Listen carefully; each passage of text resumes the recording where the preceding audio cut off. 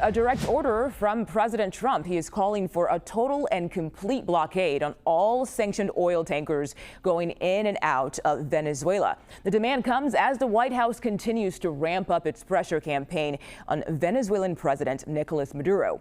And the escalation doesn't stop there. In a social media post, President Trump also says the country will now be designated a foreign terrorist organization.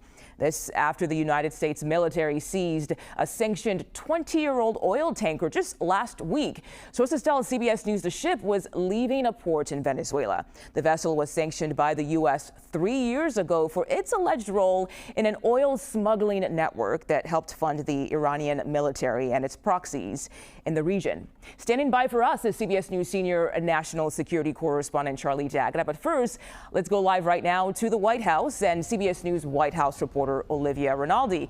Olivia, what does the president say is the reason for this blockade?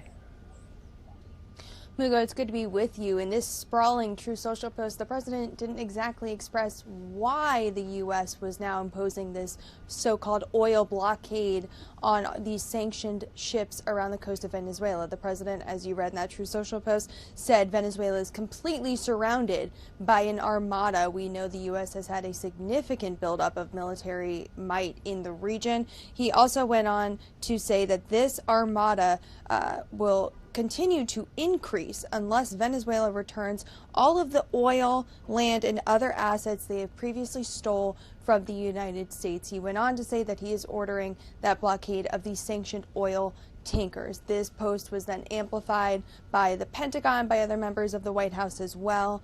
And it certainly calls into question this entire campaign of what the president and this administration is doing in Venezuela, because previously it has just been consistent strikes on alleged drug boats coming in and out of the country. Now they say they're moving on to oil specifically and blockading that. And yesterday, White House Chief of Staff Susie Wiles, in an interview to Vanity Fair, said the president is going to keep striking the Maduro regime until Maduro cries uncle. So a lot on the table as to actionable items, not a lot as to answers as what is the ultimate goal here in Venezuela. But I do also want to point out that the Venezuelan state-owned oil companies say they are going to continue their work and their exporting as normal despite Trump's threats. We also heard from Chevron today that says they will continue their oil exports. They have a special permit in Venezuela that allows them to work on some of those oil rigs there. So quite notable that some of these countries and companies are bucking this threat from the president.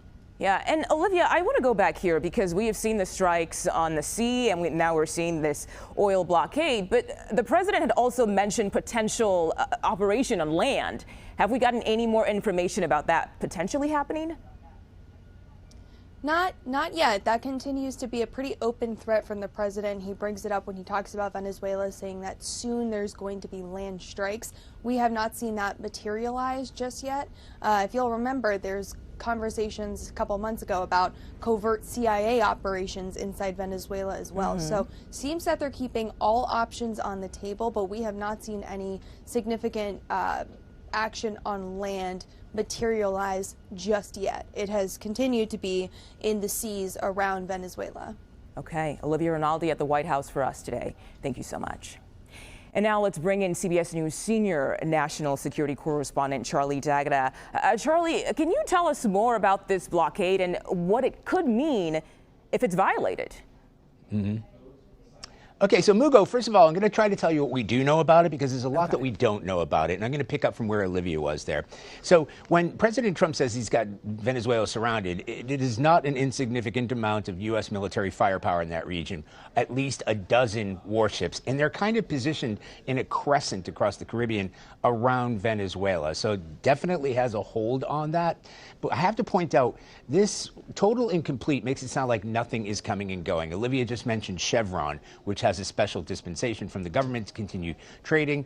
That is going. There are other traders. We're talking about sanctioned oil tankers because it may give the appearance, critics would agree, that the United States is going after the oil. But these are sanctioned tankers, tankers that have been involved in so-called black fleets, accused of shipping oil to places like Iran and China and then switching at sea all kinds of different ways to avoid detection, even changing their names at sea. So there are roughly 30 of those oil tankers that are kind of right off the coast of Venezuela right now. So they've been identified by the United States. They've been identified by an organization called Tanker Trackers.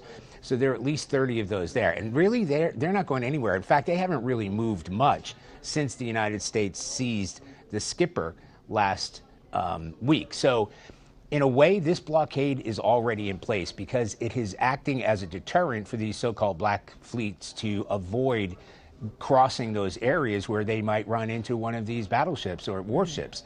Now, what's important to point out here is the specific assets that are in place there. With the USS Gerald R. Ford, right, the largest and most advanced aircraft carrier in the world, that was engaged. When you see some of those videos, that was part of that raid. So it was led by Coast Guard special operations personnel who dropped down onto the deck, took it without incident, as the military call it. But those were backed up by Marines and backed up by the Navy. So this is very much a military process as well. Where it gets a little more blurry, and you kind of discussed it with Olivia just now, what's going on down there is called Operation Southern Spear, and it is specifically designed for drug interdiction.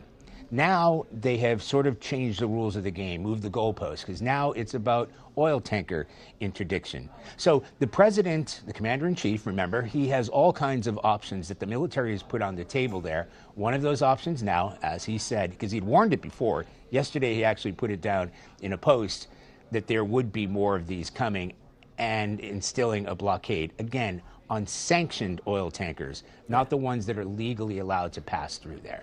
I see. Charlie D'Agata, thank you so much. We appreciate your insight today.